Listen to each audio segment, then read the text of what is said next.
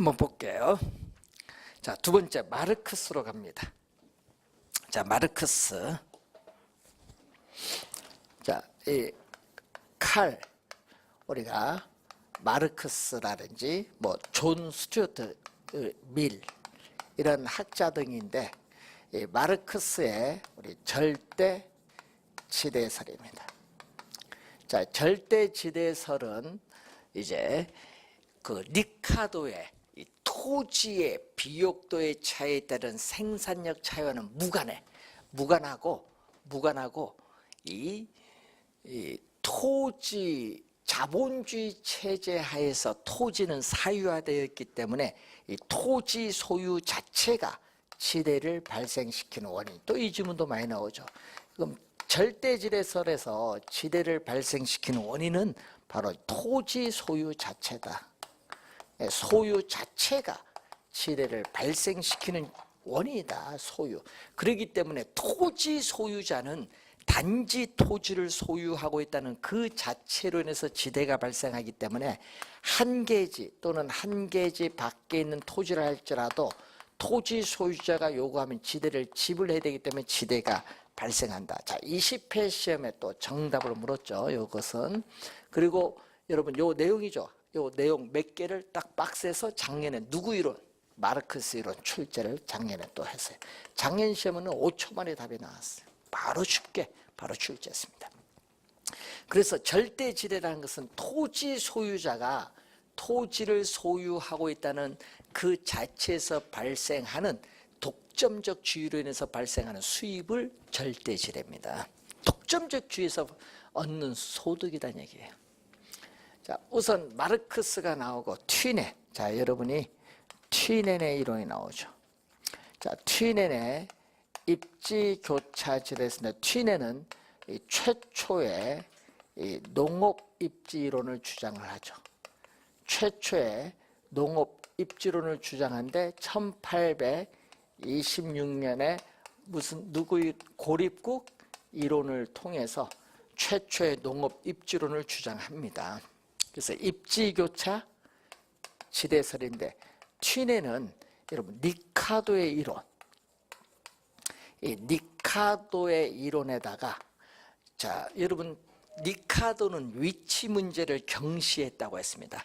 그래서 튀넨은 여기다가 뭐를 첨가시켰냐면 위치를 첨가시켰어요. 즉 지대는, 자, 시험에 많이 나오는 질문입니다. 지대는 토지의 비옥도만이 아닌 위치에 따라 달라진다는 위치 지대의 개념을 통해서 현대적 입지이론의 기초를 제공한 학자이기 때문에 튀넨의 이론을 위치지대설이라고도 합니다. 위치지대설.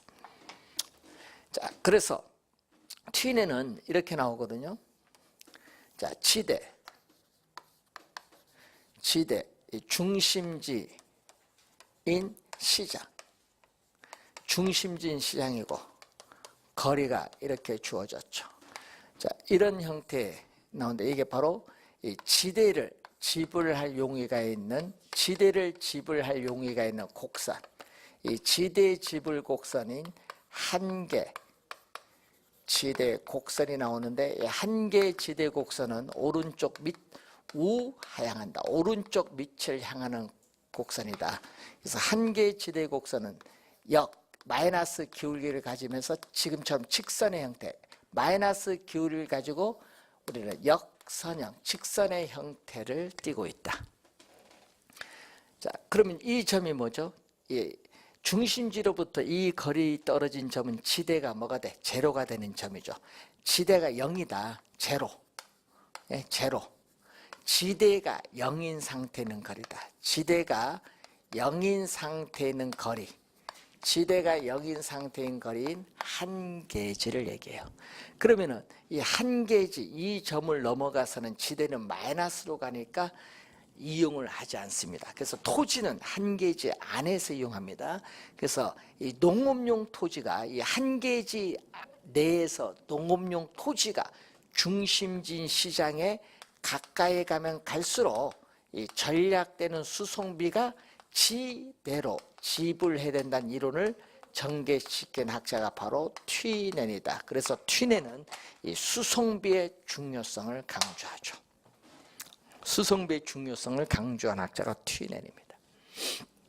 자, 그래서 만약에 A라는 농업용 토지에서 생산해서 시장에 운송하면은 한계지에서 생산해서 운송하는 것보다 이 거리에 해당하는 만큼 수송비가 전략되는데 수송비 전략이 적으니까 이렇게 지대는 낮아요. 그럼 비농업용 토지에서 생산해서 시장에 운송하면은 한계지에서 생산해서 운송하는 것보다 이 거리에 해당하는 만큼 수송비가 많이 전략되기 때문에 지대는 이렇게 높게 나타나요.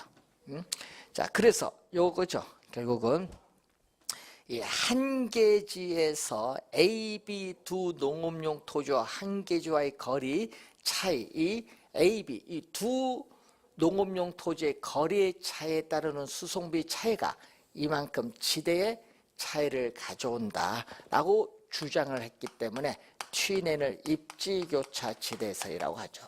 수송비 차이가 결국 지대. 여러분 리카도는 비옥도의 차이가 지대의 차이를 가져오지만은 튀넨은 수송비 차이가 지대의 차이를 가져옵니다. 자, 그걸 염두에 두시면 되겠죠. 자, 이때 지대는 우린 튀넨은 지대는 시장에서 거래되는 생산물 가격에서 생산물을 생산하는 데 드는 생산비를 빼고 또 시장까지 운송하는 데 드는 수송비를 빼야 지대가 되겠죠. 자, 그러면 이 지대는 이 생산물 가격에서 생산비를 뺀 건데 이것을 또 단위거리당 수송비에 거리를 곱해주면 이게 바로 수송비가 되겠죠. 수송비. 자, 이때 생산물 요 점이 바로 우리는 뭐죠? Y절편. 이게 바로 Y절편인데 이 점이 바로 생산물 가격에서 생산비를 뺀 거예요. 그럼 생산물 가격이 오르면은 이 점도 올라가는 거예요. 자, 그러면 이 점이 우리는 A라고 보면 지대는 Y 축. 요것을 이 점을 A라고 보면 여기 A 마이너스 요 기울기를 B라 보면 이게 B. 요게 B다. 기울기. 거리는 뭐 X축. 그래서 1차 함수인 선형이고요. 마이너스 기울기 가진 1차 함수 역선형 함수예요. 자, 그래서 여러분이 우리가 21회 시험은 요값 숫자가 다 주어졌어요. 그럼 지대 얼마냐 계산하는 문제 21회 시험에 또 출제를 했었죠. 계산 문제. 시험에 또 튀넨A로 많이 내거든요. 튀넨은 수송비 전략에 관련해서 지대다. 수송비를 강조한 것 또 13회 시험에 출제했고 또 15회 시험에 또 출제했고요. 그리고 튀넨 이론만 출제했죠. 그리고 요 학자들의 견해 많이 출제했습니다. 21회, 22회, 23회, 24회, 26회 학자 5명 주고 틀린 거 찾아내라 출제합니다. 그래서 우선 시험에 많이 나온 학자가 리카도 그리고 마르크스, 튀넨 요건 우선 출제를 하는 세 학자입니다. 그래서 잘 알아둬야 될 부분이죠. 그래서 중심진 시장에 가까울수록 지대가 높죠. 집약 농업이 나타나고 중심지에서 거리가 멀어져서 지대는 낮아지니까 조박 농업이 나타나요. 그럼 시험에 출제 자주 되는 두 개의 지문이 있어요. 이 중심진 시장으로부터 거리가 멀어질수록 지대는 감소하고 반대로 수송비는 증가한다. 이 두 지문이 또 출제를 많이 하는 지문이 되겠습니다. 자, 그 내용을 우선 염두에 우리가 주의해야 되겠죠. 그래서 197페이지 맨 밑에 증가 감소 동그라미 쳐두면 되겠죠. 그리고 바로 위에 밑에서 네 번째 수송비 전략분만큼의 지대를 발생 밑줄 그어두시면 되겠네요.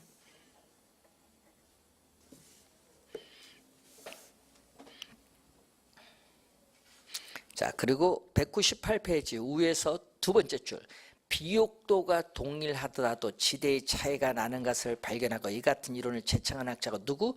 튀넨이다.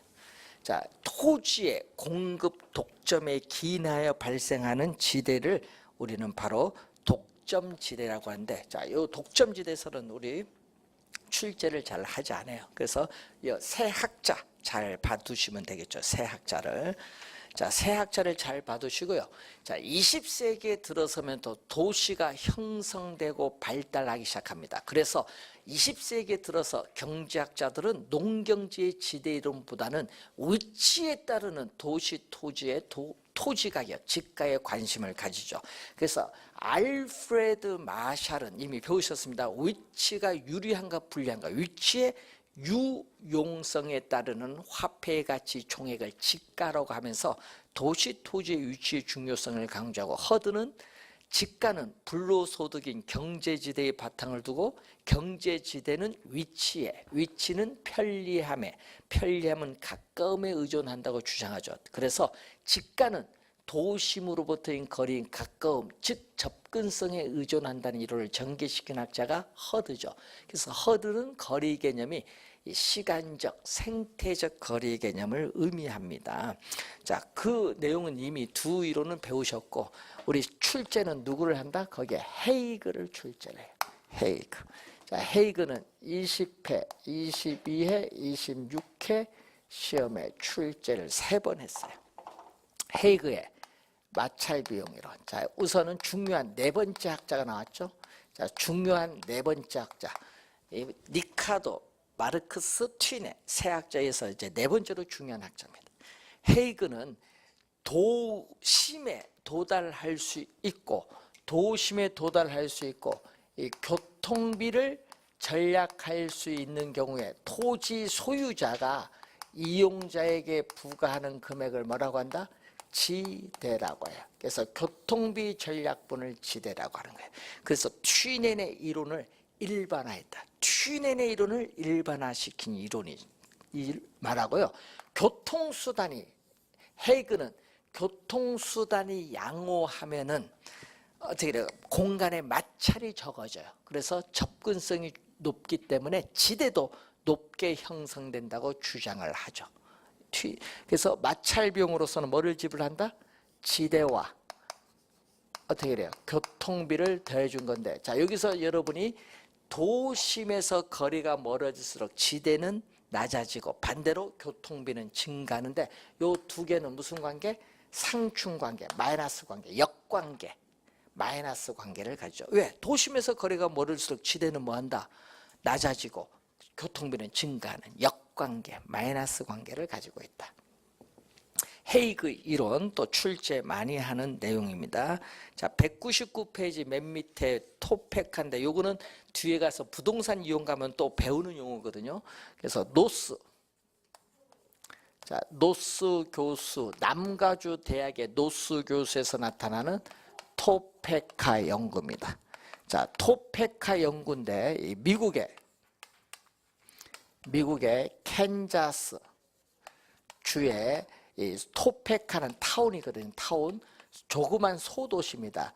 이 소도시의 지가 구조를 실증적으로 우리가 분석을 하게 되죠. 이 지가 구조가 분석했는데 단순한 형태를 띠더라, 이런 얘기죠. 자, 이런 형태죠. 자, 도심에서 지가가 가장 높은 곳은 100% 입지인데 상업용 업무 지역이 가장 높겠죠. 자, 도심에서 거리가 멀어집니다. 그럼 도심에 가까울수록 지가는 우뚝 솟고 외곽으로 갈수록 지가는 급격히 저하되는 현상이 나타나는데, 이것을 뭐라고 한다? 거북이 구자, 거북이를 뒤집었어요. 여러분, 거북이를 뒤집으면 이런 형태의 모양이 보인다고 해서 구배라는 명칭이 붙었거든요. 지가 구배 형상, 일명 이것을 토페카 형상이라고 하죠. 이 지가 구배 형상이 나타난다는 것을 보인 학자가 우리가 노스 교수다. 자, 200페이지에 또 시험에 많이 출제되는, 여러분 15회 시험도 나오고 16회 시험에도 나오고 시험에 많이 나오는 우리가 입찰지대 곡선, 윌리엄 알론소. 자, 윌리엄 우리가 알론소의 입찰지대 이론이 나오죠. 자, 입찰지대의 개념 시험에도 15회 시험에 나왔었죠. 입찰지대는 단위 면적은 1제곱미터입니다. 단위 면적 토지에 대해서 토지 이용자가 기꺼이 지불할 용의가 있는 가장 높은 최대의 금액이야. 최대의 금액이거든요. 최대의 금액을 지불하니까 이유는 없거든요. 최대의 금액을 지불하니까 초과 이유는 제로가 돼. 이 초과 이유는 0이 되는 수준의 지대가 바로 입찰지대야. 가장 높은 최대의 금액을 주니까 우리가 초과에는 0이 되죠. 그래서 토지 소유자는 한정된 토지를 최유효 이용의 원리에 따라 토지는 배분된다는 그런 내용이 되겠죠. 자, 입찰 지대설인데, 자, 이런 의미거든요. 자, 도심에서 이 지대 거리가 이렇게 주어졌죠. 자, 이때 도시 내 산업은 우리가 여러 개 있는데 세 산업만 볼까요? A 산업에 지대를 지불할 용의가 있는 곡선, 자, B 산업의 지대 지불 곡선, C 산업의 지대 지불 곡선인데 각 산업의 지대 지불 곡선이 뭐 한다? 입찰 경쟁을 붙어. 여러분, 입찰 경쟁을 하면 누구에게 토지는 배분되느냐? 당연히 돈 많이 주겠다는 사람에게 토지를 빌려줘요. 그럼 입찰 경쟁을 하게 되면 누구에게?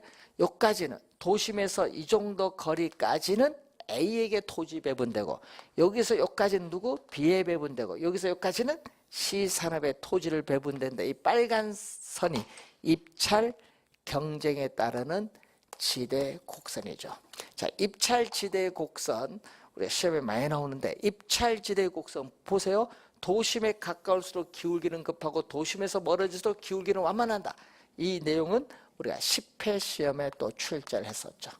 그리고 또 15회 시험에 또 기울기를 물었죠. 15회 시험에는 기울기, 입찰 지대 곡선의 기울기는 토지 이용 주체의 토지 사용량에 대해서 우리는 한계 교통비용이 어떻게 나오느냐.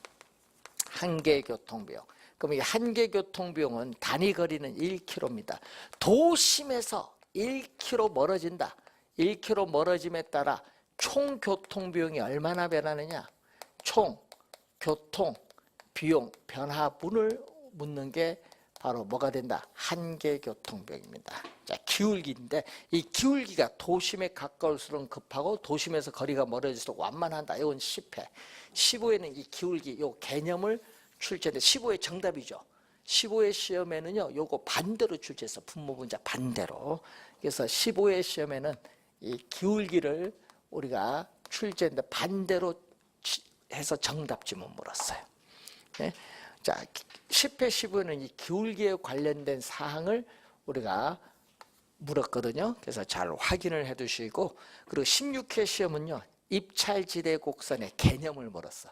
자, 입찰 지대 곡선의 개념이 또 16회 시험에는 정답 지문, 또 또 6회 시험에 또 출제해서 입찰 지대 곡선의 개념 많이 내죠. 입찰 지대 곡선의 개념이 26회 시험에 또 출제를 했는데, 이렇게 도심으로부터 거리에 따라 가장 높은 부분을 연결한 포락선을 입찰 지대 곡선, 그 26회 시험에 출제를 했죠. 포락선.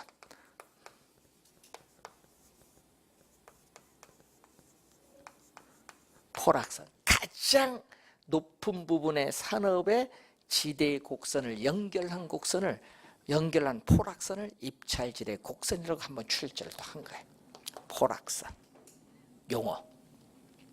자, 그래서 여러분 입찰지대 곡선 개념도 많이 내는데, 그래서 이 튀넨의 이론이죠. 그래서 이것은 또 튀넨. 예? 튀넨의 이론을 뭐 했다? 알론소는 튀넨의 이론을 도시 공간에 적용시켜서 확장 발전시킨 이론을 우리는 말하는 그러한 개념이 되겠습니다. 자, 그 내용을 우선 또 출제를 한 내용이 되겠죠. 튀넨의 이론을 도시 공간에 적용해서 확장 발전시킨 이론인데, 그래서 시험 문제에 이 입찰 지대 이론도 많이 나와요. 그래서 이 정도 내용 정도는 우리 학자들의 견해가 출제에 원래 될 텐데, 이 정도는 좀 알아두시고, 자, 202페이지 보시면 신고전학파가 나오죠. 자, 신고전학파는 19세기 후반에 나와요.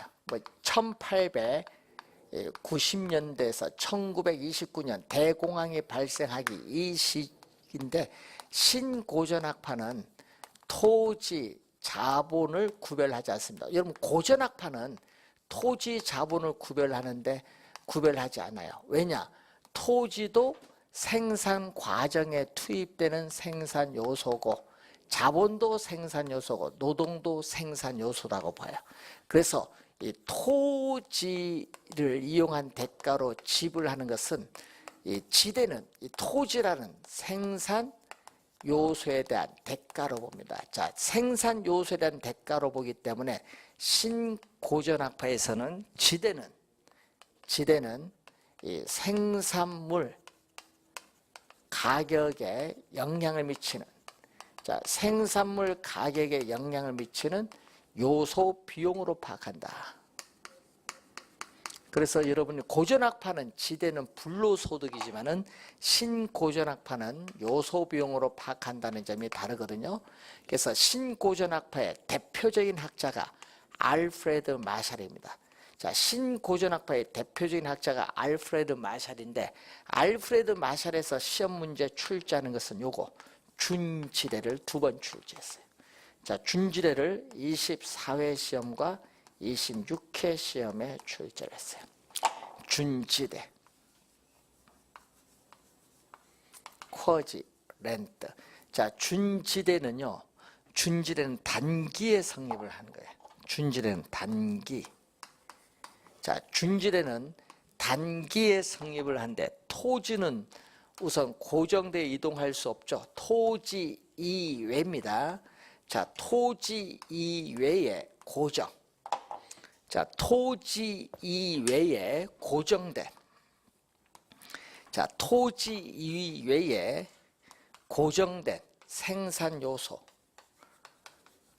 예를 들면은 기계라든지 기구. 자, 토지 이외에 고정된 생산 요소에 대한 대가가 바로 준지대입니다. 근데 장기로 가면 어떻게 돼요? 장기로 가면은 생산 요소, 고정된 생산 요소, 기계, 기구가 변해요. 생산 설비가 확장될 수도 있고 축소될 수도 있기 때문에, 기계, 기구가 변하기 때문에 장기에는 준지대는 발생하지 않는 거예요. 어디에만 성립한다? 준지대는 단기에만 성립하는 용어다. 개념 2번 출제가 된 내용이죠. 자, 준지대의 개념 잘 우선 확인을 해 두시기 바라고, 자, 우선은 수요 곡선, 공급 곡선이 주어지죠. 자, 수요 공급 곡선이 주어졌을 때 수요와 공급 곡선이 교차하는 점에서 균형 가격과 균형 거래량이 결정이 돼요. 자, 여기서 생산 요소를, 공급을 이만큼 하면은 나는 최소한 공급 곡선과 만나는 점에서 받아야 되는데, 실제는 균형 가격을 받으니까 이만큼의 불로소득을 얻고 있어요. 근데 또 나는 생산 요소를 이만큼 공급하면 나는 최소 이만큼을 받아야 되겠다. 근데 시장에서 균형 가격을 지불하니까 이만큼의 불로소득을 얻고 있습니다. 그럼 균형 거래량까지 계속 세분해 주면 이 빨간 부분의 면적이 우리는 불로소득을 얻고 있는데, 이 불로소득을 우리는 전문 용어로 뭐라고 하냐? 경제지대라고 하는데, 이것을 이탈리아 경제학자 우리는 파레토라는 게 있어요. 파레토 사람을 따서 이 경제지대를 파레토 지대라고 합니다. 자, 이 파레토 지대는 총수입에서 빼야 돼요. 뭐를 빼느냐? 자, 총수입은 균형 가격과 거래량 곱한 요게 총수입이죠. 요 파란 부분에 이 면적, 이 파란 부분에 이 면적이 총수입이야. 총수입. 총수입에서 뭐를 빼느냐? 요 밑에 있는 부분을 빼야 돼. 그럼 이 밑에 있는 부분 뭐죠? 생산 요소를 공급을 이 정도 하면은 현재 이용하고 있는 용도에서 다른 용도로 옮겨가지 않도록 하기 위해서 지불해야 되는 최소한의 이 금액을 우리 뭐라고 한다? 지불해야 되는 최소한의 이 금액을 전용 수입이란 말을 써요. 전용 수입. 이 흰 부분이 바로 전용 수입이다. 근데 이 전용 수입은 이 생산 요소의 기회비용 개념입니다. 자, 이 생산 요소의 기회비용 개념이 바로 전용 수입이죠. 그래서 총 수입에서 전용 수입을 빼면은 경제지대인 파레토 지대가 됩니다. 자, 이때 요 공급 곡선의 기울기가 급하면 어떻게 돼요? 여러분, 공급 곡선의 기울기가 급하면은 요 신선이 이렇게 점점 기울기가 급하면 이렇게 경제지대는 많아지고 전용 수입은 줄어들어. 그래서 요소 공급 곡선의 기울기가 급할수록 비탄력적일수록 경제지대는 많아지고 전용 수입은 줄어듭니다. 그러다가 이 노란선이 계속 이렇게 해서 기울기가 급해서 이렇게 되면 어떻게 돼요? 기울기가 급해서 이렇게 노란선이 수직선이다. 수직선일 때는 완전 비탄력적이죠. 완전 비탄력적인 수직선이 된다. 수직선이 될 때는 어떻게 돼? 자, 이렇게 주어지면 이 빨간 부분이 어떻게 돼요? 이 빨간 부분이 계속 되면 여기 전체가 다 뭐가 돼? 전체가 다 빨간 부분이지 뭐. 이 빨간 부분이 뭐다? 경제지대. 총 수입 자체가 불로소득인 경제지대가 돼요. 이때는 뭐가 없다? 전용 수입은 제로가 되는 거예요.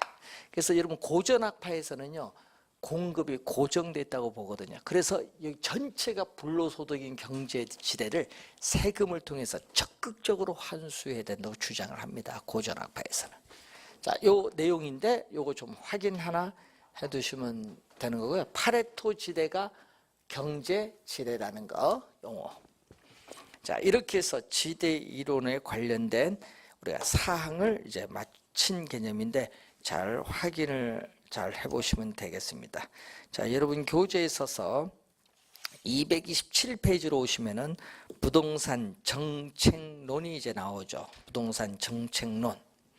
자, 이 부동산 정책이라는 것은 이 토지와 인간과의 관계가 악화되는 부동산 문제를 해결하기 위한 정부의 공적 노력을 우리는 부동산 정책인데, 그럼 시험 문제는 요걸 출제하는 거겠죠. 이 정부가 시장에 왜 개입을 하느냐, 정부 시장의 개입의 이유를 묻는 거예요.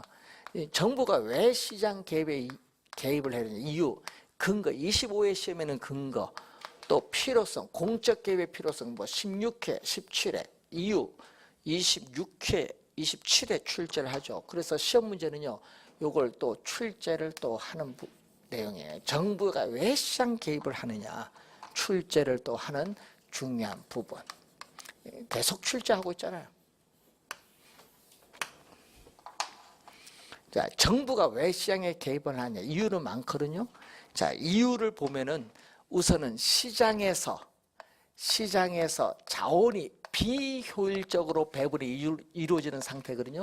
시장에서 어떤 요인에서 자원이 비효율적으로 배분이 이루어지는 상태를 우리는 시장의 실패인데, 시장의 실패를 수정, 보완하기 위해서 개입을 하고, 또 경제 안정화를 위해서 또 우리는 개입을 하기도 하고, 또 누진세를 부과하든지 또 뭘 한다, 소득을 우리는 재분배하기 위해서 또 개입을 하기도 하고, 또 우리는 관련해서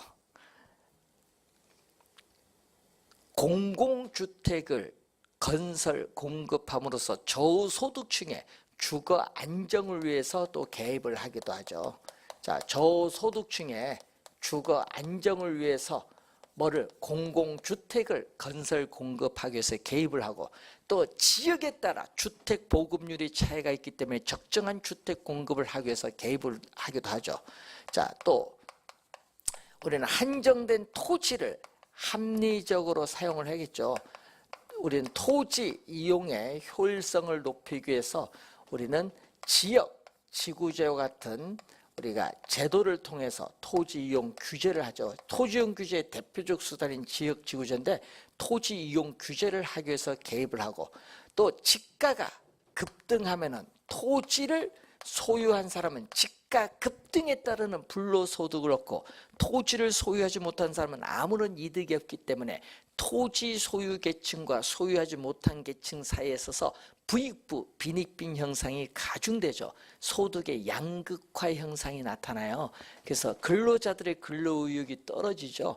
그래서 지가를 규제를 해야 돼요. 분배적 차원에서 뭐를 위해서? 형평성을 위해서. 분배적 차원에서의 형평성을 높이기 위해서 또 지가를 또 규제하기 위해서 개입을 하게 됩니다. 이렇게 개입하는 이유가 상당히 많거든요. 그래서 이 많은 이유 중에 탁탁 튀어나오는 거지 이유는 많아요. 자, 그런 이유가 있는데 하여튼 시험에 출제를 합니다. 잘 보는데 이때 시장의 실패의 원인이 뭐죠? 자, 여러분 시장의 실패의 원인을 보면은 이 규모의 경제가 작용하는 경우인데, 자, 규모의 경제가 또 우리가 몇 년 전에 또 지문에 한번 떴었죠. 규모의 경제는 이 얘기입니다. 기업의 규모가 커지면서 생산량이 많아져요. 그럼 물건 하나 만드는 비용이 점점 줄어들죠. 물건을 하나 만드는 비용을 평균 비용인데 평균 비용이 이렇게 점점 줄어드는 형상이 바로 규모의 경제죠. 그러면은 어떻게 돼? 다른 기업과의 비용 면에서 우위가 있죠. 경쟁의 우위가 있기 때문에 자연 독점이 되죠. 그래서 자연 독점이 되면서 자원이 비효율적으로 배분이 이루어지는 시장에 실패가 발생합니다. 비용, 체감 산업이 존재하는 경우죠. 또 독점, 기업이 하나, 소수의 대기업, 독과점 기업이 존재하면은 완전 경쟁 시장에 비해서 자원은 생산량은 적고 가격이 비싸기 때문에 자원은 비효율적으로 배분이 이루어지면서 시장에 실패가 발생을 하죠. 자, 그리고 외부 효과. 여러분이 우리가 다음 주에 또 공부해야 될 용어 중에 외부 효과인데, 외부 효과는 또 시험에 자주 출제되는 중요한 용어거든요. 외부 효과가 존재하는 경우, 또 공공재가 존재하는 경우, 공공재 또 한 3번 출제했었죠. 공공재가 존재하는 경우, 정보를 많이 보유한 사람과 정보를 적게 보유한 사람의 차이를 정보의 비대칭성이죠. 정보의 시장에서의 정보의 불안전하고 불균등한 배분, 정보의 비대칭성으로 인해서 자원은 비효율적으로 배분이 이루어지고, 또 소득 분배의 불균등, 또 소득 우리가 분배에 있어서의 불균등, 이건 외재적이죠. 이건 시장의 외재적 결함으로 인해서 시장이 효율적으로 작동한다고 할지라도 우리가 소득 분배 불균등으로 해서 시장에서 실패가 발생할 수 있어요. 외재적 결함이죠. 이런 원인들이 있다는 걸 알아두시면 되겠고, 그러면 이러한 시장의 실패를 수정하기 위해서 시장에 개입을 하죠. 그러면 이 정부의 시장 개입이, 자, 이 정부의 이 시장 개입이, 정부 시장 개입이 오히려, 정부의 시장 개입이 오히려 개입 전보다 시장 상황을 더 악화시킬 수 있어요. 시장 상황을 더 나쁘게 만들 수 있다. 악화시킬 수 있는데, 이것을 우리는 전문용어로 정부의 실패라고 합니다. 오히려 개입 전보다 시장 상황을 더 악화시킬 수 있는 것을 정부의 실패인데, 그러면 정부의 또 실패의 원인이 나타나죠. 자, 정부의 실패의 원인을 보게 되면은 이런 게 있죠. 이 규제 당국자의 부동산 시장에 대한 불안전한 지식이나 정보, 또 규제 수단의 불안전성, 관료제의 비효율성, 불량한 정치 환경, 즉 선거 등의 정치적 영향 등 여러 가지가 많거든요. 그 원인에서 정부의 실패가 발생을 하는 겁니다. 시장의 실패, 정부의 실패 개념 구분해 두시고, 시장 실패에 관련해서 여러분 시장의 실패가 발생해서 정부가 시장에 개입하는 근거, 원래 27회 시험에 또 출제했는데, 그래서 이 내용 우리가 출제하는 내용이기 때문에 잘 정리를 해 두셔야 되는 그러한 내용입니다. 자, 그 내용이 여러분이 언제 227페이지에 나오는 내용이죠. 자, 여러분이 다음 주 시간 229페이지에 외부 효과부터 우리는 다음 주에 정책 이론하고 이제 투자 기초까지 진행을 하도록 하겠습니다. 자, 오늘 수고하셨습니다.